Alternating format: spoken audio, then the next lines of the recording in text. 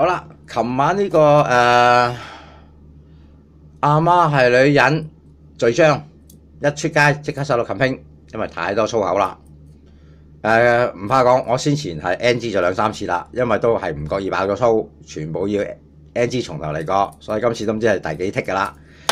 咁亦都今次嘅話，呢、個就係、前傳原力覺醒完啦，講完個完。點解咧？因為就講到有關錢嘅問題啦。咁耐以嚟拍咗900幾條片，咁就亦都收到好多相同嘅問題，啲人就大約幾個啫。第一，點解唔出聲？點解做咁多奇奇怪怪嘅動靜？同人哋唔同。咁就人就唔下講下啲咩心得啊、缺骨啊，好啊，逐樣解釋啦。好簡單樣嘢。我拎住一件商品或者買一嚿嘢翻嚟，我對住鏡頭，面冤冤你唔嫌我醜咁對住我衰樣，我對住鏡頭喺度講，然後讚到件嘢天花龍鳳，咩呢個天上地下無，唔買唔得嘅，好鬼正啊！講啲咁嘅嘢或者幾好玩啊介紹，咁但係問題阿 B 仔係冇俾呢樣嘢喎，冇完㗎，咁。我冇收到呢個廣告費噶嘛，佢冇贊助我噶嘛，咁我冇任何利益之下，咁幫佢宣傳，幫佢揾錢，我冇好乜啊？好啦，倒翻轉講，咁我而家玩又覺得件嘢渣喎，咁我對住鏡喺度講，咁就真係阿媽係女人嘅常識啦。當然你唔認阿媽女人，冇話你負啊。你拿住件嘢對住鏡頭拍完話好渣，噼噼啪啦，然後鋪出去，咁人哋嗰個銷售商、生產商、零售店放唔放過你啊？隨意收律師信你啦，有可能誹謗啊變咗啊！好啦，咁答埋下邊嘅問題就話其實基本上咁話，我覺得有啲拍法好奇怪啊，咁就喂大佬，我冇錢買樓啊，咁但係啲人買樓嘅人都成日強調啦，我睇示範單位，我唔要睇示範單位，我睇清水房，唔要裝修過做嗰啲壓尺房嘅，咁所以咧冇講正面、背面、底部領晒你睇。有朋友仔向我反映話咧，我應該係屬於為數偏少，同埋可能話係第一個夠膽將呢好似呢碌嘢為例，就係將個底直接拍片俾你睇，或同鋪埋上網。咁啲朋友話之前見呢啲資料好似好正，咁就但係佢發現好得意，永遠揾唔到呢邊嘅相喎，咁就嚟問我攞。咁你覺得好唔好？我唔評論啊，即係啲法律嘅嘢，我好鬼驚收律師信嘅。咁就你咪自己睇完之後覺得值唔值咯，或者要買唔買咁呢啲嘢見仁見智，係咪先？因為始終玩具好主觀嘅。咁有人問啊，做乜你成日把尺喺度度啊？咁啊哥仔，唔係度度咁幸福，可以有件實物嘅俾你睇到噶嘛？咁有時嚟講，撞着唔好彩，甚至乎佢嗰件係冇一件貨開出嚟你睇，咁你都唔知係點，或者外地嘅朋友佢唔知道嗰個真正嘅尺寸或者係個內容，咁你拍影個尺寸出嚟，佢咪唔會買錯咯。哦，原來我係要邊咁，同埋佢配合其他嘢玩用。上一集講過啦，有時配搭其他嘢玩噶嘛，因為突然間。我去上網訂件嘢，死啦！我訂咗架電單車，點知訂咗隻老年咁大嘅人口坐唔落嘅，咁樣坐啊！所以尺寸係好重要。磅重點解啊？你發現譬如啲合金系列啊，或者啲大隻嘅機械列，我特別要稱下嘅。你唔稱知個重量，你又點知佢足唔足料？合金成分高唔高啊？上次有位哥哥仔個留言正啦，佢從個尺寸同個重量，佢就即刻留言話合金成分偏低，膠得滯。咁佢都留言話，咁佢嘅見解就係覺得唔滿足到佢嘅要求，咁咪可以衡量到咯。好啦，咁你話好多啲 quick class 嘅所謂咩心得介紹都得，心咩得啊？玩啫嘛，玩需唔需要教心得教你點玩啊？就咁鋪出嚟睇，哦，咁我拍開佢咯，係嘛？咁介紹喎，我點介紹啊？而家我拍開架車，我而家冚翻埋去，我而家坐個人上去，介紹我，介紹咩啫？你睇 AV 要唔要介紹㗎？阿加藤神而家行入房，將佢嘅手伸向阿白石旁邊個櫃桶，用手指黏起咗張紙巾抹抹嘴，跟住攞出去嗰條皮帶穿好條褲度，休好出街食飯。有冇要咁旁白啊？冇噶嘛。個畫面顯示晒你睇啊！再側邊講多次我而家點吸落去啊？譬如我唔係當啲觀眾白痴噶嘛，你哋個個好有腦噶嘛，咁我講咩啫？係嘛？坐下先，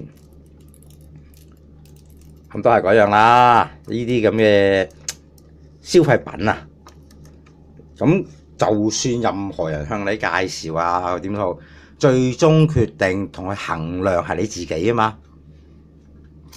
記住咧，要俾錢嘅，完啊，講完啊，1蚊啊，你要真金白銀去買嘅，咁你當然就要自己衡量啦。咁你或者問下人意見，或者抄資料係一定需要嘅。咁當然你淨係睇喎，老師冇用㗎。你要多啲唔同去觀摩，然後有咁多官網走去啲圖片，當然觀圖無限好啦。咁咪多啲做功課咯。咁然後有啲譬如話唔係喎，咁有時你度咦點解有啲淨係影一面啊？咁你要咁如果咁巧有介紹嘅，你想睇第二面嚟我呢度睇咯，咁咪睇到啦，係咪先？咁其他嗰啲就其實都講嚟多餘㗎啦，佢常識嚟嘅啫嘛。咁其實好得意㗎，一嚟到喺 A.C. 界，特別一嚟到 A.C. 界嘅嘢咧，就大家會將一種奇怪嘅心態同定義啊，同諗法套咗嚟嘅。其實唔需要㗎，因為普通你平時買電話，你買波鞋嗰種心得同方法嚟買玩具。你有冇諗試下轉個腦？你會唔會用翻平時買波鞋、買電話嗰套理念去買玩具啊？你發現成日好多人唔係喎，一去到買啲咧 A.C. 方面佢就套咗種好奇怪嘅理念落去㗎。唔知啊，我都見過有啲朋友介紹咁，即係去同我爭拗過，話佢嗰種觀念我都唔明啊。你買個電話就識得話咩行版啊、水版啊，佢咁識個分別，然後又識比較價錢啊、性能啊。咁但係一去到呢啲就成日就講咩大愛啊、咩系列叫最正啊，然後就唔啱唔理啊咁諸如此類。咁你將你平時買其他消費品嗰種嘅消費心得用翻喺玩具上邊啫嘛，就係咁簡單，唔需要亂諗嘢㗎。記住，覺醒你嘅原力。好似平時買菜啊、買豆腐啊、買橙一樣咁知嘛？我橙下橙啦，你點解買橙你又識得咁去挑選同埋識價格？買呢啲橙你又唔識咧？唔係咁樣做人噶嘛？咁有啲嘢，一拍頭就去試下放正先。好啦，咁其實又係啲講嚟都多，等於冇講嘅係嘛？今集咁9分幾鐘啦。係咪大家覺得聽完我講完等於冇講，聽完等於冇聽啊？冇意義㗎。咁同埋都話啦，有啲嘢好似相機咁，有啲真係就算講都冇用嘅喎。菲林相機，咁你係唔知咩叫菲林？真係有啲小朋友唔知咩叫菲林㗎嘛？咁多年，即係都10幾年前嘅事啦，淘汰晒啦。咁你係唔知？我唔通由攝影嘅原始歷史開始解釋你聽，菲林點樣影相，菲林係乜，然後從頭教你一次啊！你過隔離台揾阿毛啦啲嚇，咁就影相啲揾佢問佢。呢部我都得閒會試下去試影。答句啦，招募模特兒啊，有冇邊位靚女想同我試下機？好啦，咁就嗱都話廢噏㗎啦，廢話連篇。有咩好講啫？今次當然唔係第一次，亦未必係最後一次開咪。咁但係講真句，其實我個角度就我又讀得書少，口齒又唔伶俐，咁有咩好講啫？又基本上真係冇乜內容講噶啦。咁就上次咁講嗰啲血肉現實嘢，又要得罪人，仲要係俾人冚拼，咁更加無謂啦。咁不如揾到啲咩趣致嘅玩具啊、精品啊，我就咁拍出嚟，大家參考下，然後覺得值唔值，然後行過玩具店見到有價錢係覺得相宜啱嘅，咁啊考慮買件玩咯。嗱，冇做宣傳㗎，呢啲嘢一消費係好個人主觀㗎，你係中意就中意，就算我點講冇用㗎，係咪先？所以我講任何嘢多餘嘅，你係自己有腦嘅。個腦喺自己度啊，明唔明啊？你會知道阿媽係女人，好多基本常識你知。咁係咁上下啦。嗱，個機都冇電添啊，噏到真係淨係 NG 有幾劑啊。咁所以都話啦，覺醒嘅原力，好好地去運用你嘅消費智慧，同埋就係點樣去。唔需要話太突兀去諗，你平時買電話、買波鞋、買菜係點買？用翻同一嘅理念去買玩具就 OK 㗎啦，唔需要諗到太過神化點咁簡單嘅事嚟㗎咋係呀，同埋有時都話咯，喂，香港地賺錢唔容易㗎。